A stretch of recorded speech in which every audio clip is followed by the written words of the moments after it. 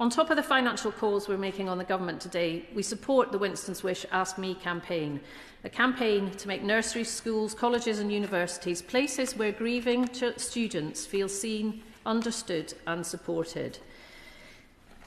Right now, at least one child or young person in every classroom across the UK is grieving the death of a parent or sibling, and 72% of students who were bereaved while in education said they had never been asked what support they need.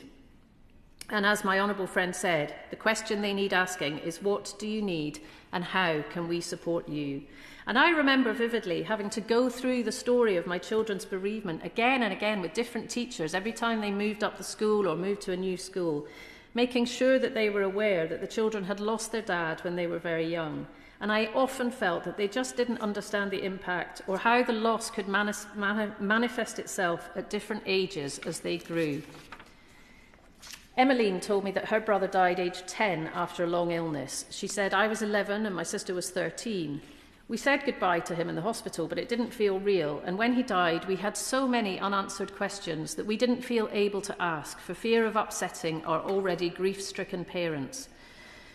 Although family members, teachers and our friends were kind to us, we weren't offered any kind of counselling or professional support. I doubt it existed back then, but in hindsight, this was something we really needed. I struggled with the grief for years, and as an adult, I sought counselling to unravel those feelings, to learn how to cope with them when they resurfaced, and understand the impact that losing my brother had had on me." And the honourable member opposite referred to this in his own very powerful speech. I'm sure, had this help been available when I was younger, I would have been able to express my grief more openly and come to terms with it much earlier. I can completely see how losing a close family member could negatively change the course of a child's life and, in some cases, impact society itself. If you work with children as a teacher, care worker, youth leader or wellbeing professional, understanding developmental grief is essential. Grief is not rare. It is a common childhood experience that shapes how children see themselves and the world. And I know we're asking a lot of schools at the moment with big changes on the horizon once again. But for me, this is a small but absolutely fundamental ask that nurseries and schools take the time to understand how grief affects children and how they can be supported. And schools must have the tools to signpost families to support organisations. And I absolutely agree with the calls today for data to be collected on how many children have suffered a bereavement like this. And it could be done through registrar offices, because until we understand the problem, we can't begin to fix it. So I say to the Minister again, talk to the Department for Education. The Minister is from the Department of Education. I wasn't sure who would be responding to this debate. Can we discuss how to implement better understanding of developmental grief across the education lifetime?